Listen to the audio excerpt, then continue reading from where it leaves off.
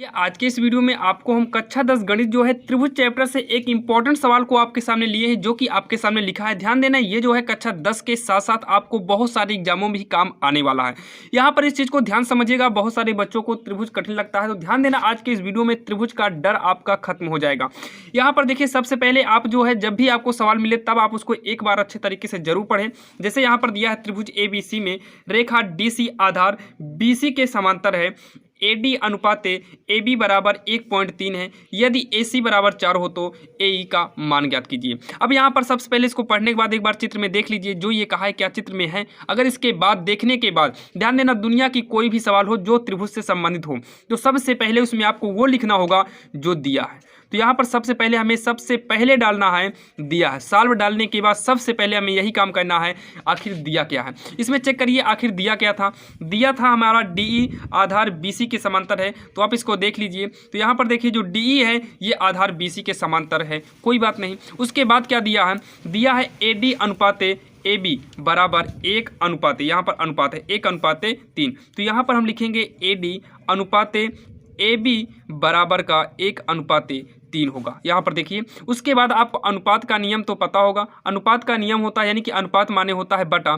तो AD बटा AB बराबर का हो जाएगा 1/3। अब यहाँ पर देखिए और क्या दिया है, और हमें दिया है AC बराबर का 4। तो यहीं पर लिख देंगे, इसी के आगे या नीचे लिख देंगे AC बराबर का 4, दिया है 4, बस हो गया। अब यहाँ पर ध्यान से देखिए, हमसे पूछा क्या है, पूछा है AE का मान। तो यहाँ पर हमें लिखना है ज्ञात करना है, यानी कि हमें ज्ञात क्या करना है, लिखेंगे ज्ञात करना है। तो यहाँ पर देखिए, पहला हमने क्या लिखा था, दिया है, और दूसरा हम क्या लिखेंगे, ज्ञात करना है। अगर आप इसको ब्लैक पेन से लिखना चाहें तो लिख लेना, और भी अच्छी बात है। तो ज्ञात क्या करना है, ध्यान से देखिएगा, ज्ञात करना है AE बराबर का क्वेश्चन मार्क। अगर आपको सिद्ध करना रहेगा तो यहाँ पर आप सिद्ध करना लिख देना, और अगर ज्ञात करना होगा तो आप यहाँ पर ज्ञात करना लिख दीजिएगा। उसके बाद अब लास्ट में आता है उपपत्ति। क्या डालेंगे, उपपत्ति डालेंगे।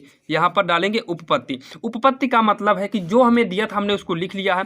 अब जो है हमें देखिए, जो दिया था हमने लिख लिया है, अब हम करने चल रहे हैं सवाल को सॉल्व, उसी का मतलब होता है उपपत्ति। अब यहाँ पर आप नियम लगाइए, अपने दिमाग से लगाइए। आखिर यहाँ पर हमसे जो पूछा है AE का मान, AE का मान कैसे निकलेगा, यानी कि ये वाला मान पूछा है। तो आपको हम बता दें, जब भी ऐसा रेशियो दिया हो और हमें त्रिभुज दिया हो, तो इसका एक नियम होता है, ध्यान देना, इतना बटे इतना, इतना बटे इतना। इसका मतलब है, ध्यान से देखिए, AD बटे, देखिए AD बटे में AB, पूरा पूरा लेंगे AB इक्वल का, यहाँ पर देखिए AE बटे का AC। ये आपका एक फार्मूला होता है। इस चीज़ को आप समझ लीजिए, रटना नहीं है। आप देखिए, पहले इसको ऊपर रखेंगे और बटे में पूरे को डाल देंगे, इसको ऊपर रखेंगे, बटे में पूरे को डाल देंगे। ये जो है आपका एक फार्मूला बन के तैयार हो गया। और भी एक फार्मूला होता है, आप लिख सकते हैं AD बटे में आप डाल सकते हैं DB, बटे में क्या डाल सकते हैं, DB इक्वल का आप डाल सकते हैं AE बटे में आप कर सकते हैं AC।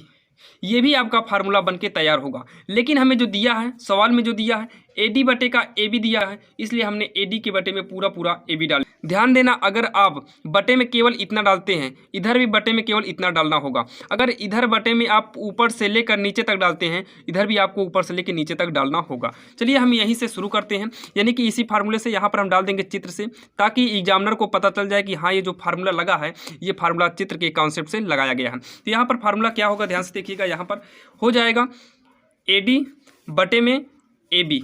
तो यहाँ पर लिख देंगे AD बटे में AB। सेम इसी प्रकार से यहाँ पर हम करेंगे AE बटे में AC। तो यहाँ पर हो जाएगा AE बटे में AC। अब यहाँ पर ध्यान से देखिएगा, AD बटे AB हमें जो वैल्यू दिया है, यहाँ पर देखिए AD बटे AB दिया है 1/3। तो यहाँ पर हो गया 1/3 इक्वल का।